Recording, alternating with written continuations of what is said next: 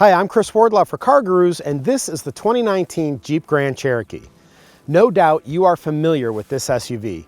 It's been around since 1993, a 5-passenger mid-size sport utility blending rugged good looks, plenty of off-roading capability, a comfortable cabin, and an upscale attitude. Basically, a Jeep Grand Cherokee can do just about whatever you want, whenever you want. Sounds perfect, doesn't it? There is a big problem with this Jeep, which I'll explain later. I'll also tell you which version of the Grand Cherokee I'd buy with my own money, if not for that big problem. So stick around and let's go for a drive to discuss all things Jeep Grand Cherokee.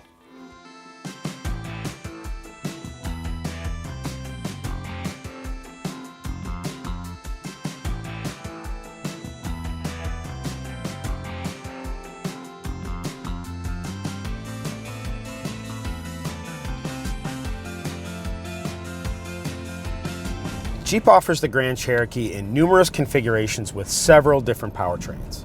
You can get a basic rear-drive Laredo with a 295 horsepower V6 engine for as little as $31,945, or you can drop over $100,000 on the outrageous performance-tuned supercharged 707 horsepower Trackhawk if you add every single option to it. In between these polar opposites, the Grand Cherokee comes in 10 additional trim levels, and you can get a 360 horsepower 5.7 liter V8 engine in upper trim levels, as well as a 475 horsepower 6.4 liter V8 engine in the SRT model. My test vehicle is the Limited X, sitting smack in the middle of the Grand Cherokee lineup.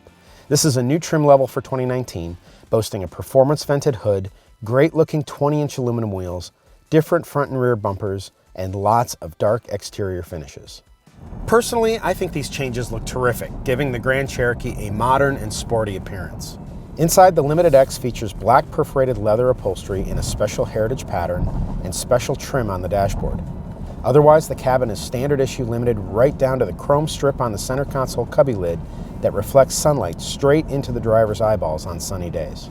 Equipped with a standard V6 engine, 4-wheel drive, the advanced active safety group, an upgraded 9-speaker sound system, and a full-size spare tire, my test vehicle tallies up to $50,030, including the $1,495 destination charge.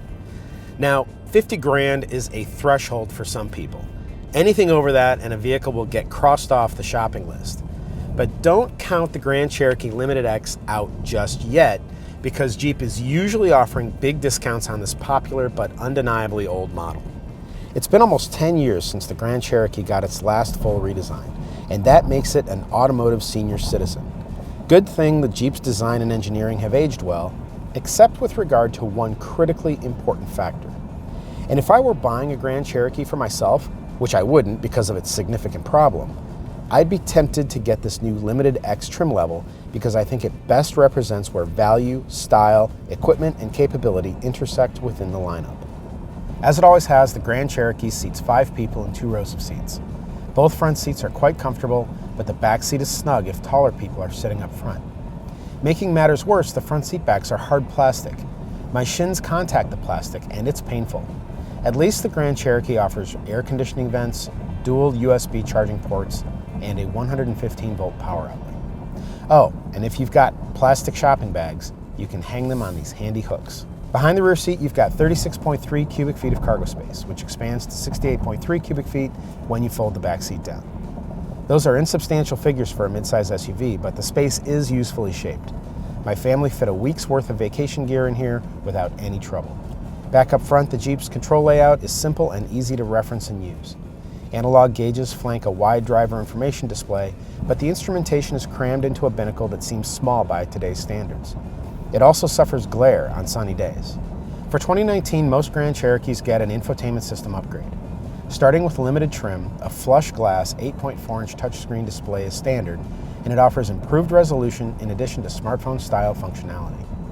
Apple CarPlay and Android Auto are standard on all Grand Cherokees, and this year Jeep has made a blind spot monitoring system with rear cross traffic alert standard on every trim level.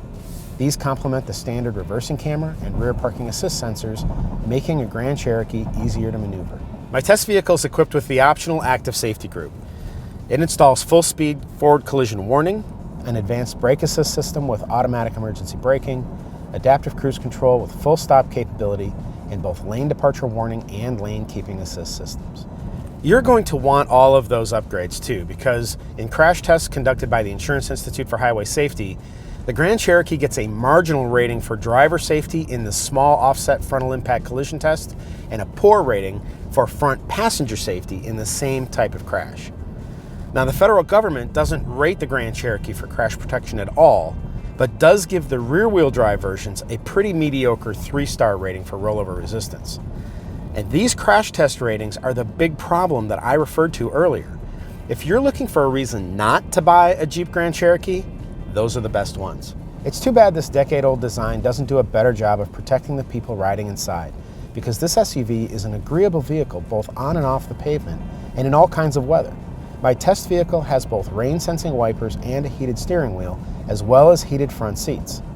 The 4-wheel drive system offers multiple driving modes, adjusting the powertrain to account for the road surface and Mother Nature's shenanigans.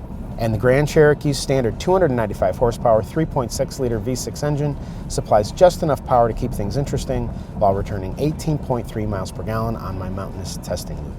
Of course, the EPA leads you to believe that you're going to get 21 miles per gallon in combined driving, but I wouldn't count on that. In any case, the V6 and the 8-speed automatic transmission provide decent acceleration, and the limited X's 20-inch wheels and tires add extra cornering grip.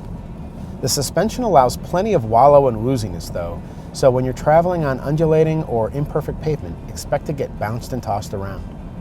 Despite this, I was able to hustle this Grand Cherokee along one of my favorite mountain roads at a pretty good clip. Toward the bottom of a long descent though, the brakes were absolute toast and unable to activate the ABS during a simulated panic stop. If you're planning to drive a Grand Cherokee like you stole it, you're going to want the SRT or the Trackhawk version. Now, I spent a couple of days in the Trackhawk right before jumping into this Limited X, and it's utterly remarkable what some performance tuning and apparent structural upgrades can accomplish even with a heavy SUV like the Grand Cherokee. Of course, you can't really take a Trackhawk off-roading, which is where most other versions of this SUV shine brightly. In a world gone mad for car-based crossovers, using a genuine SUV in the manner for which it is intended is genuinely gratifying. And if you're a serious off-roader, you're going to want the Grand Cherokee Trailhawk, which is purpose-built for tackling the rough stuff.